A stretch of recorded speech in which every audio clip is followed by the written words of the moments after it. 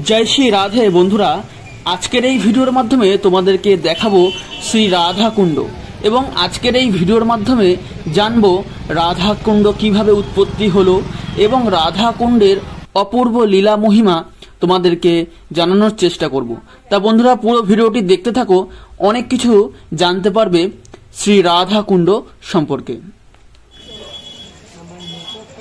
কথিত আছে বৈকুণ্ঠের থেকেও শ্রেষ্ঠ জায়গা হলো মথুরা এবং মথুরার থেকেও শ্রেষ্ঠ জায়গা হলো শ্রী বৃন্দাবন ধাম এবং বৃন্দাবন ধামের থেকেও শ্রেষ্ঠ হলো গিরিরাজ গোবর্ধন এবং গিরিরাজ গোবর্ধনের থেকেও শ্রেষ্ঠ হলো শ্রী রাধা কুণ্ড।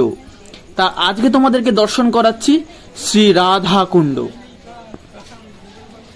ভগবান শ্রীকৃষ্ণের লীলায় ভগবান শ্রীকৃষ্ণকে মারার জন্য মথুরার রাজা যে কংস, সেই কংস অরিষ্টাসুর নামে একটি রাক্ষসকে বলে শ্রীকৃষ্ণকে মারবার জন্য এবং সেই অরিষ্টাসুর একটি গরুর রূপ নিয়ে ভগবান শ্রীকৃষ্ণের যেখানে বসবাস করতেন সেই জায়গায় চলে আসে। ভগবান শ্রীকৃষ্ণ সেই গরুটিকে দেখে বুঝে ফেলে এটি একটি রাক্ষস বা দৈত্য দানব। তা ভগবান শ্রীকৃষ্ণ সেই গরুটাকে লেজ ধরে ঘোরাতে ঘোরাতে আছাড় করতে করতে আছাড় দিতে দিতে সেই গরুটাকে বধ করে ফেলে।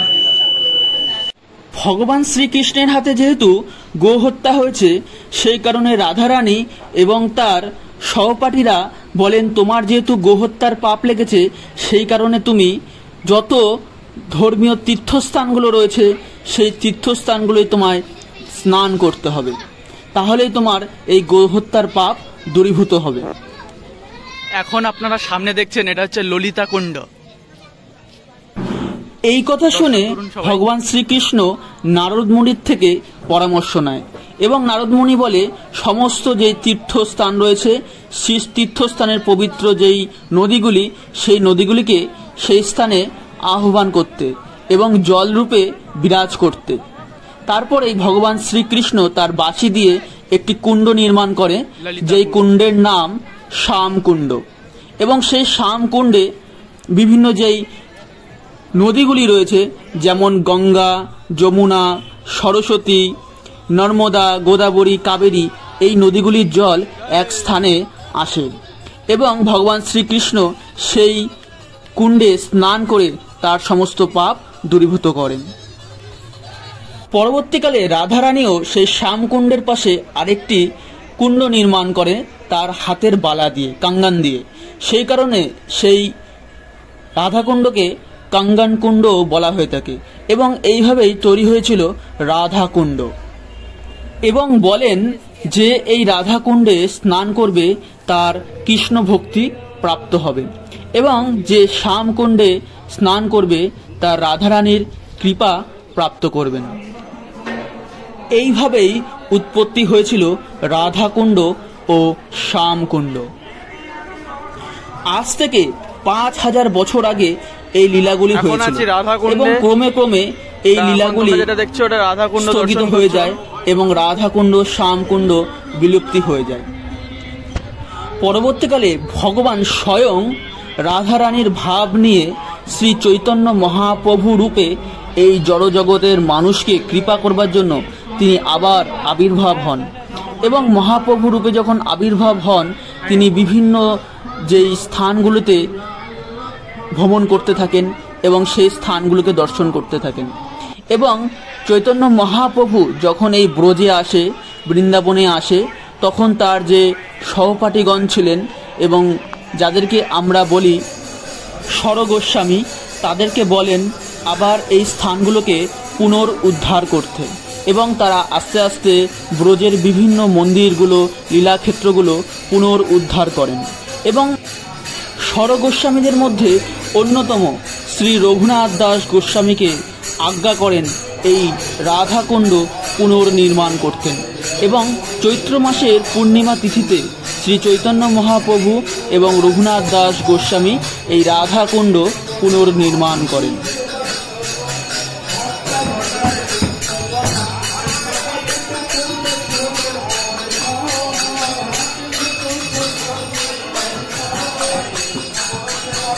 এখন আপনারা দর্শন করছেন শ্রী রঘুনাথ দাস গোস্বামীর যে সমাধি মন্দির, সেই সমাধি মন্দির।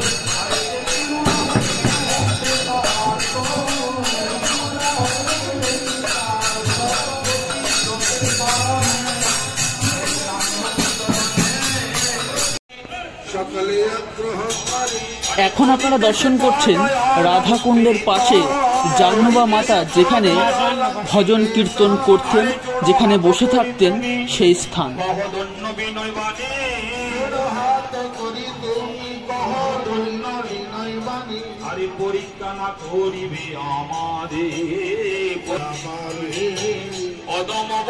এখনো কথিত আছে রাধা কৃষ্ণ এবং অষ্টসখীগণ দুপুরের দিকে রাধাকুণ্ডে আসেন, তারা স্নান করেন এই স্থানে।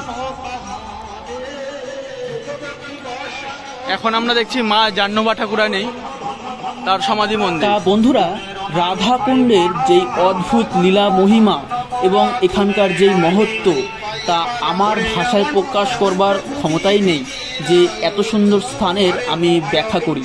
আমার কোনো ভাষাতেই আসে না যে এই স্থানের আমি ব্যক্ত করতে পারি। তা তোমরা আসো, রাধাকুণ্ড দর্শন করো, সেখানে স্নান করো, তোমাদেরও কৃষ্ণ ভক্তি প্রাপ্ত হোক এবং এই রাধারানীর যেই দিব্য স্থান, এই স্থান তোমরাও দর্শন করো। তা বন্ধুরা, বলার ক্ষেত্রে যদি ভুল ত্রুটি হয়ে থাকে অবশ্যই ক্ষমাসূচক দৃষ্টিতে দেখবেন, কারণ এই স্থানকে ভাষায় প্রকাশ করবার মতো ভাষা আমার নেই।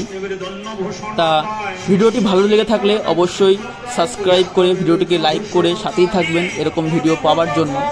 জয় জয় শ্রী রাধেশ্যাম, নিতাই গৌর হরি বল।